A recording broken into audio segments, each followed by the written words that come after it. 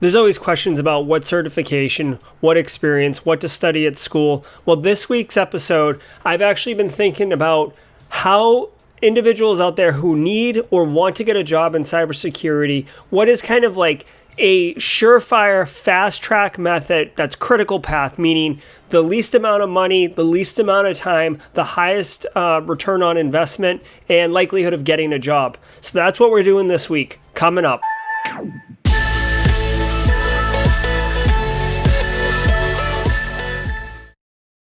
Hey everybody, welcome to Simply Cyber, the YouTube channel designed for helping you take your cyber career further, faster. This week we've got a great episode, but I want to do some channel updates and housekeeping news, because I've got some of that information to share. So this past week, we passed 1,000 subscribers to the Simply Cyber YouTube channel, which is considered like a pretty big milestone in the YouTube world. So I really wanted to thank you. I've met a lot of great people through this experience. I'm going to keep on pumping these videos out. And, please use the comments to let me know what your thoughts are or topics that you'd be interested in. I'm looking forward to, the next 1,000 people and continuing to grow this community. So thank you. This Thursday, July 30th, I am going to be doing my final Simply Cyber live stream. I've been doing them all summer. And this Thursday at 4:30, I've got an awesome one lined up for you. We are talking to Pete Strauss and Joe Hudson, and why they are awesome is because they are high-level cybersecurity focused recruiters who get people placed in jobs in cybersecurity. So they understand the full scope of like what the market looks like, what employers are asking for, what doesn't work. And it's going to be a complete Q&A session. It'll be streamed live on LinkedIn or on YouTube. I'm pushing to both platforms. So please check the YouTube feed. There's like a upcoming show on my channel. If you go to LinkedIn and message me, I can show you where it is or check my events. And anyways, it'll be live Q&A. I'll be taking your questions. I'll basically just be facilitating them to Pete and Joe and help you guys get those answers to the questions you have about how to get a job in this COVID market or how to switch into cybersecurity or what's the deal with, a job that requires 7 years of experience and says it's entry level, right? So we're going to be doing that. I will be stopping the live streams for a little while as I'm going to start teaching in the fall at the Citadel. So that's pretty cool, but it's going to be taking a lot of my time. I do want to remind listeners that I have been maintaining this awesome free cybersecurity resources repo on GitHub. I'll put the link in the show notes, but I've been maintaining it. You can see here July 25th, so I got to prune that, but we got conferences, upcoming training, webinars, books, college courses. That's right, college courses for free, podcasts. I'm thinking about adding a YouTube section here for different channels that do cyber. But anyways, the key takeaway is if you don't know about this yet, I want you to know about it and go check it out. There's a ton of free, awesome resources there for you to take advantage of and help continue to develop yourself at absolutely no cost. And I'm adding a new segment to the each week's video called One Cool Thing. So at the end of whatever the presentation is on this week's episode, I'll be wrapping up with one cool thing, which is something that I think's pretty cool and I want to share with you. It might be cyber related, probably is going to be, but not necessarily. But stay tuned and check it out. So let's get into this week's episode. So I was thinking, I hear a lot of people talking. I hear a lot of words around, what certification do I get, or where do I get started, or how do I get a job? Like, especially in this COVID pandemic, I hear a lot of people of, how can I get a job in cyber? Where should I go? So I was thinking, okay, how can we short circuit or critical path, meaning it's hyper laser focused on getting a job in cyber that's going to pay well and it's going to be worth your time and your investment. Now, you've got all these free resources I mentioned before, but one thing, and this is really, this can apply to a lot of people, but I mean, it'll be hyper focused for U.S. citizens. And I know I've got a large Indian population that watches the channel, but the DoD 8570, This is a baseline certification standard that the U.S. federal government pushes down and says, this particular job, whatever this job is it's technical in some capacity, or it manages technical people or whatever. And there are minimum standards that in certifications that you have to hold in order to hold that job. So maybe you go work for a company where they're like, oh, you got to have 7 years of experience. And you're like, well, I got 5. And they're like, we could do that. That works. With 8570, you can't put someone on a project or charge against the government unless you have these certifications. So having said that immediately excludes people without them, right? Which limits the population of people that are competing for the job with you.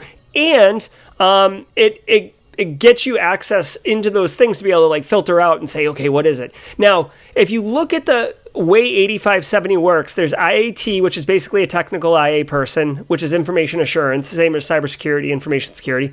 There's manager level. I don't know what SAE is.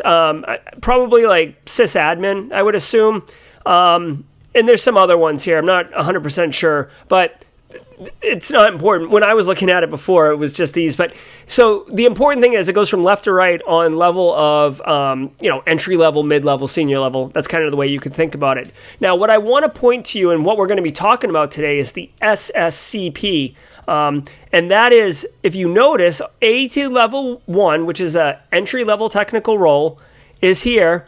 And it happens to be IAT Level 2 as well. So basically, if you invest in getting it here, when opportunities open up for level 2 positions, which they happen, and you'll be in a key opportunity to be able to do that, you don't need to go study and spend more money and get another certification, right? Like if you do network plus CE and then you got to get, security plus CE or whatever. The SSCP gives you that opportunity to be able to parlay. Now, again, if you're more the manager track, like business analyst and not really a technician, engineer type person, you can look at the CAP, which is going to also give you that, 2-for thing. Now, I analyzed this whole chart. Like these are basically the ones that are going to work the best for you.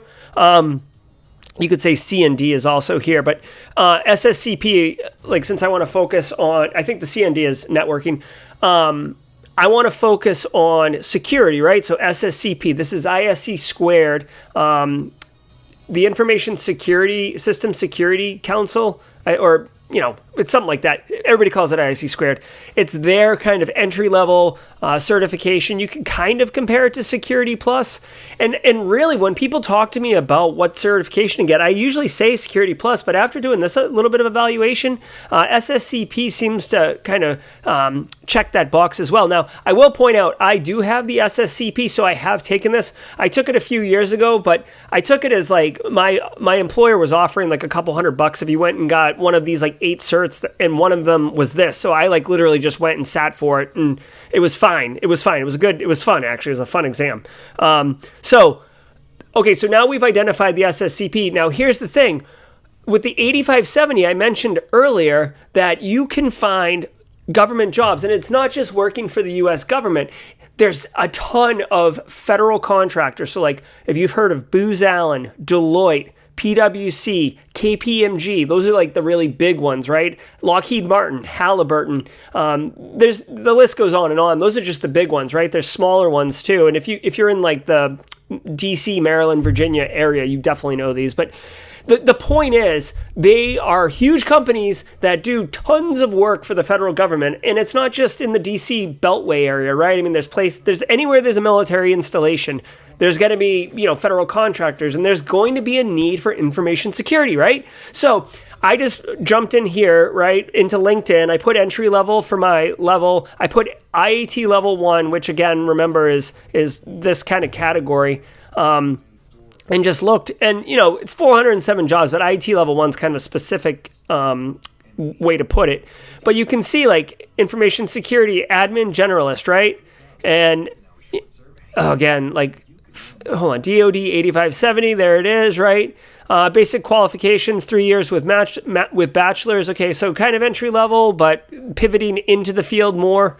And you can look at, there's some other ones here. The point is that there's a bunch of jobs: Florida, Maryland, Virginia, Oregon.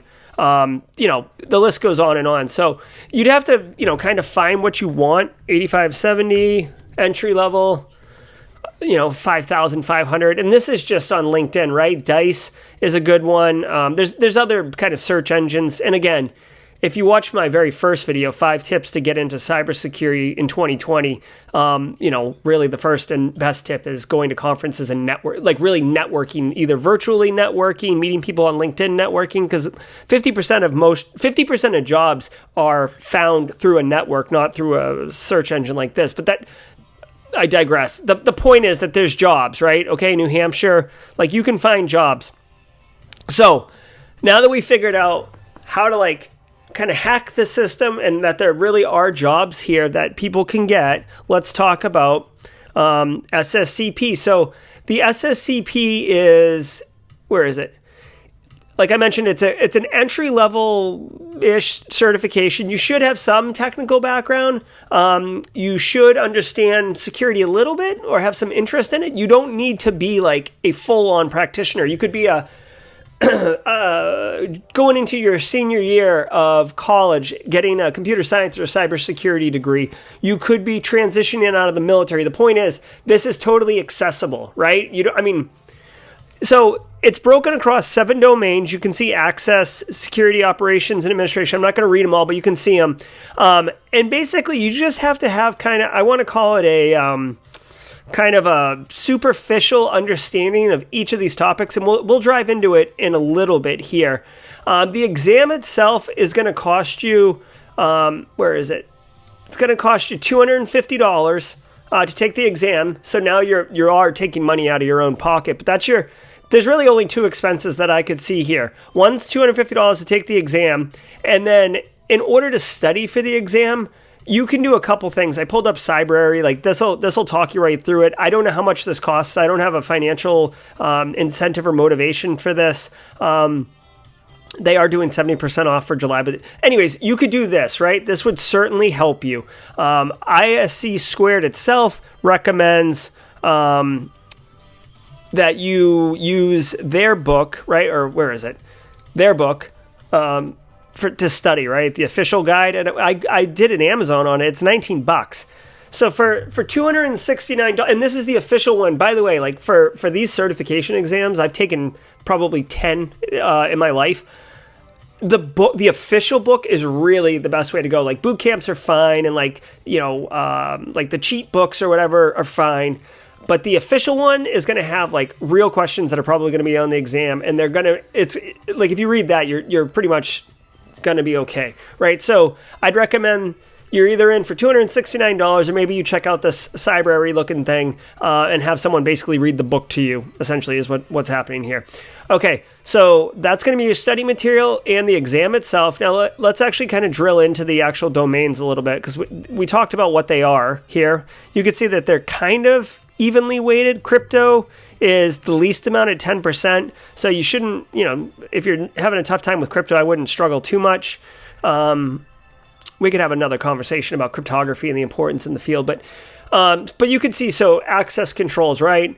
Authentication, trust architectures, and stuff like that. Again, just understanding the concepts is really what's going on here. So my advice would be go through, look at the different domains, get an understanding, take a practice exam, which if you just Google SSCP practice exam, one will come up. In fact, we got some questions right here. This is EduSum, free, right? What's primary purpose of SSO? Well, first of all, you got to know what SSO stands for. It's single sign-on. Secondly, what does that got to do with, right? Authentication. But I know that because I know. But the idea is you can take these questions and get a feel for what the exam is like. You could probably even get a practice exam from IAT Squared. That might cost a couple bucks, but if you Google it, you'll be fine. And you can find some free resources out there. Focus on the areas that you're struggling with. Go back and read your book or take those classes or whatever and knock it out.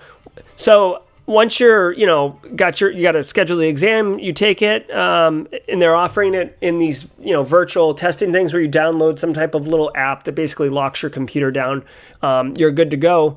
And then you've got it. Now, I will note that ISC Squared does have like annual maintenance fees. It's basically just like an annual, they charge you annually to maintain your certification, which is why a lot of people who are like more in their senior level roles will let their CISSP lapse or let their certs lapse, is because, you have to pay to keep maintaining them, and it's not worth it. I will point out, though, if you go work for one of these larger firms, they often have, they're called professional membership, and you can just expense it, which is what I do. I've always done. I've never paid my membership fees myself for any of my certifications or professional organizations like ISC Squared or ISACA, these type of things. So, all right, I think we've covered it, right? So you've got your ISC Squared.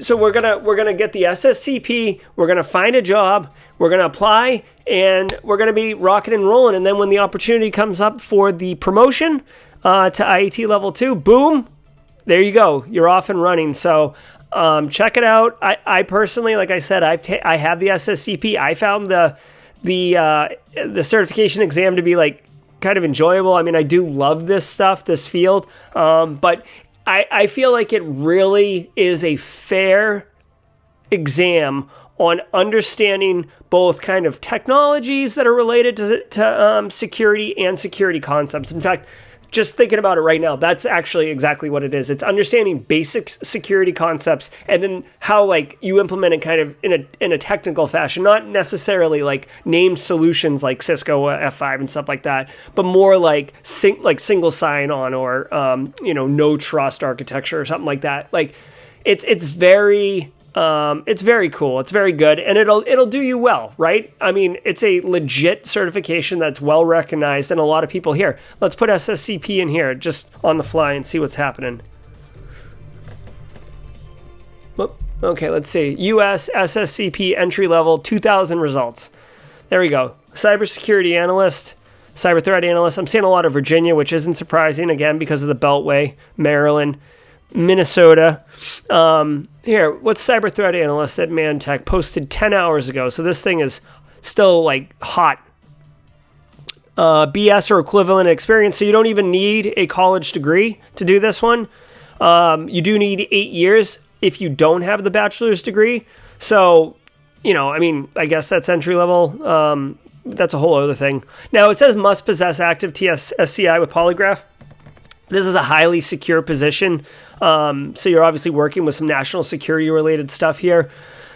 Some instances to get that, you can't get it yourself. You can't just go get it, right? You have to have a company sponsor you and pay for it. So this is where it gets tricky. So some companies will pay for you to go get your clearance, and some require you to already have it. This one says must possess it, but that's negotiable.